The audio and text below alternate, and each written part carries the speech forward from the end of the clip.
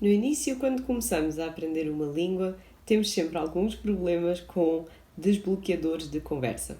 O que é que nós vamos perguntar àquela pessoa? Como é que metemos conversa com alguém? Pois hoje eu trago-te um dos melhores desbloqueadores de conversa e que eu inclusive até uso bastante nas minhas aulas, que é falar sobre animais. Olá! O meu nome é Matilde, sou professora de português para estrangeiros e seja bem-vindo ao meu canal. Como já percebeste pela intro, o vídeo de hoje é mais um vídeo para praticares a tua compreensão e possivelmente usares algumas destas dicas para praticares português com alguém.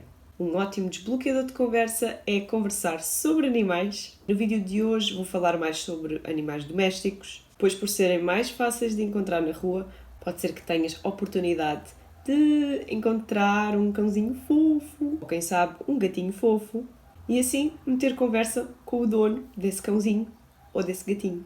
Mas antes disso, e se ainda não és subscritor do canal, aproveita este momento para clicar no botão subscrever, ativando o sininho das notificações, e deixa também o teu like para que o meu conteúdo possa chegar a mais pessoas. Agora sim, bora lá! Antes de mais, quero avisar-te que esta conversa vai ser super improvisada e que vou falar contigo como se estivesse a falar com um amigo. Primeiro, gostas mais de cães ou gostas mais de gatos? Para mim, eu gosto de cães e gatos da mesma forma, mas confesso que o gato se adapta melhor à minha personalidade e ao meu estilo de vida. E porquê? Porque os gatos são mais independentes e normalmente adaptam-se melhor à energia dos seus donos. Bem, e eu sou uma pessoa que gosta de companhia, mas que também precisa do seu próprio espaço. Além disso, sou também um pouco preguiçosa e tenho muito pouca energia. E apesar dos gatos também gostarem e precisarem de brincar, eles têm tendência a exigir muito menos de nós do que os cães. E como tu sabes, a maioria dos cães precisa de ser passeado todos os dias, às vezes mais do que uma vez por dia. Necessita também de ajuda para aprender a fazer cocó e xixi no sítio certo. E sinceramente, eu acho que ainda não tenho a capacidade necessária para ter atenção a tudo o que um cão iria exigir de mim. Mas falando de raças e começando pelas raças de cão, que são aquelas que eu conheço mais, qual é a tua raça favorita? A minha é o Bulldog inglês. E eu sei, provavelmente deves estar a pensar que eu sou louca, provavelmente até me vais dizer que ele é muito feio e que respira mal e tudo isso. E eu sei, tá? Eu tenho consciência de todas essas coisas. Mas apesar de tudo isso, olha bem esta carinha fofa e aquelas preguinhas que só dá vontade de apertar. Porquê é que eu gosto tanto do Bulldog inglês? Porque o Bulldog basicamente representa-me. Quando olhamos para a expressão dele, ele parece que está sempre chateado e aborrecido com a vida, tal como eu também estou, muitas vezes. Mas na verdade ele só quer comer, receber festinhas e dormir. Então ele é basicamente o meu espírito animal. Já agora, isto que nós fazemos a um animal, nós chamamos de fazer ou dar festinhas. E se quiseres perguntar ao dono do animal se lhe podes tocar, podes perguntar: posso fazer ou posso dar uma festinha?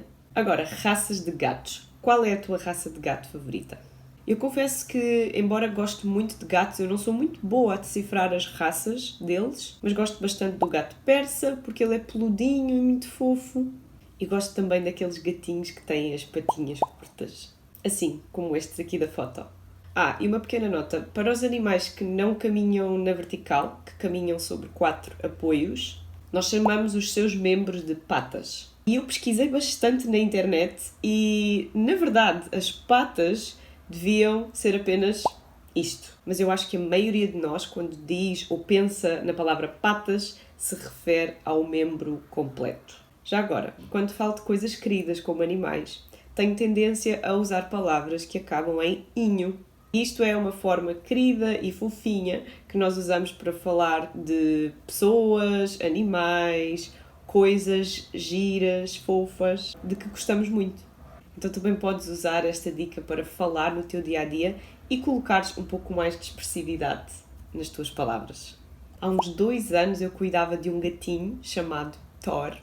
Ele era um gatinho persa, precisamente, e eu cuidava dele enquanto os donos iam de férias. Ele era um gato muito independente, então ele conseguia ficar sozinho no seu espaço enquanto os donos iam 1 ou 2 semanas de férias. Por isso, eu só precisava de ir à casa dele, dar-lhe comida, limpar a caixa de areia dele e, claro, aproveitava também para lhe dar umas festinhas.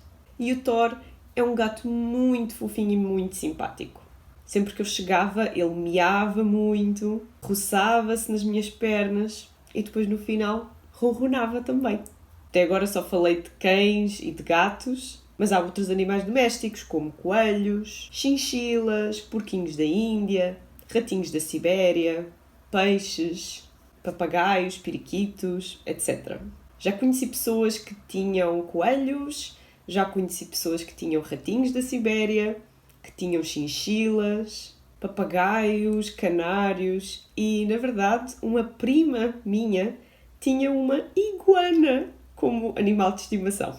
Confesso que a iguana me dava um pouco de medo, embora eu saiba que elas são bastante inofensivas e não fazem mal a ninguém. Mas acho que a ideia de ver um réptil dentro de casa nos causa um pouco de medo. Que animal te dá medo ou até mesmo nojo? E se tens animais em casa neste momento, qual é o teu animal de estimação? E és time cão ou és time gato? Ou até és time os dois? Deixa-me aqui em baixo nos comentários que eu gostaria muito de saber. Chegámos ao final do vídeo de hoje. Espero que tenhas gostado desta pequena conversa sobre animais e que possas praticar a tua compreensão. Mais uma vez, não te esqueças de subscrever o canal ativando o sininho das notificações, deixar o teu like, partilhar e comentar. Se quiseres apoiar o meu trabalho, vou-te deixar um link aqui na caixinha da descrição, onde podes fazê-lo, e deixo-te também o link para o meu Instagram, caso me queiras seguir por lá. Beijinhos e até ao próximo!